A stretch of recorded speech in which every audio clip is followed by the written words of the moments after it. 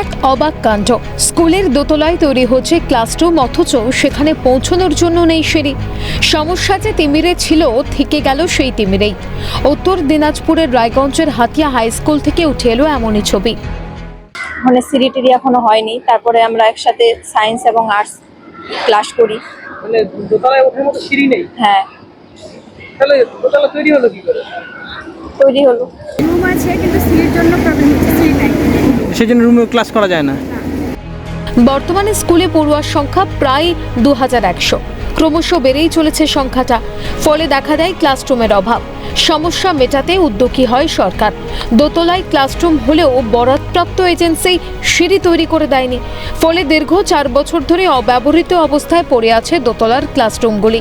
সমস্যায় পড়ছে পড়ুয়া সহ শিক্ষক শিক্ষিকারা, বিশেষ করে একাদশ ও দ্বাদশ শ্রেণীর পড়ুয়ারা। আর্টস ও সায়েন্স বিভাগের পড়ুয়াদের একই ক্লাসরুমে চলছে পঠন পাঠন। ঠিকমতো বসার জায়গা পাচ্ছে না ছাত্রছাত্রীরা। স্কুল কর্তৃপক্ষের অভিযোগ, সমস্যার কথা ঊর্ধ্বতন কর্তৃপক্ষ থেকে প্রশাসনের বিভিন্ন দপ্তরে বারংবার জানালেও মেলেনি সুরাহা।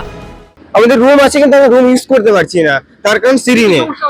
যেরকম সিঁড়ি নেই, যেরকম 11 আমরা সায়েন্স এবং আর্টস এর স্টুডেন্ট রয়েছে, তো আর্টস এর রুমে সায়েন্সের স্টুডেন্টদের ক্লাস করতে হচ্ছে, তো সেখানে সায়েন্সের স্টুডেন্টদেরও প্রবলেম হচ্ছে এবং আর্টস এর স্টুডেন্টদেরও প্রবলেম হচ্ছে। তো আমাদের রুম থাকা সত্ত্বেও আমরা ইউজ করতে পারছি না। সায়েন্সের ছেলেদের মেয়েদের তাদের খুব অসুবিধা হচ্ছে। আর্টস তো বেশি সংখ্যায়, সায়েন্স কম। আমাদের সায়েন্সের যারা মাস্টারমশাই দিদিমণি আছেন, তারা তাদেরকে কখনো ল্যাবে ক্লাস করাচ্ছেন, কখনো লাইব্রেরিতে ক্লাস করাচ্ছেন, বিভিন্ন জায়গায়। একটা যদি সিঁড়ির ব্যবস্থা হয় আমাদের, তাহলে ওই ঘরগুলোকে তো আমরা ভালোভাবে ইউজ করতে পারি। বিশেষ করে সায়েন্সের ছেলেদের খুব কাজে লাগে। আমাদের 2100 ছাত্রছাত্রী আজকের দিনে দাঁড়িয়ে এই স্টেশনে প্রায় 2100 ছাত্রছাত্রী।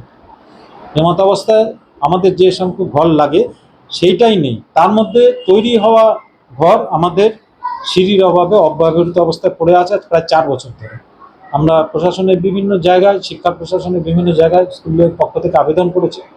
আমাদের পরিচালন সমিতি, আমাদের শিক্ষকেরা, আমি ব্যক্তিগতভাবে বিভিন্ন স্তরে গিয়েছি, কিন্তু এখনো কোনো সুরাহা পাইনি। প্রশাসনিক স্তরে আলোচনার মাধ্যমে সমস্যার সমাধানের আশ্বাস মহকুমা শাসকের।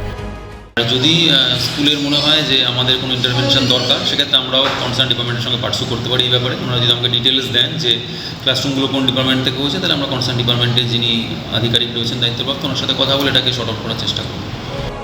রাজ্যের শিক্ষা ব্যবস্থার গায়ে কাদা লেগেছে আগেই। প্রতিদিনই নতুন নতুন অভিযোগ। কেনই বা তৈরি করা হলো না সিঁড়ি? আর সিঁড়ি ছাড়া দোতলায় ক্লাসরুম করেই বা কী লাভ হলো?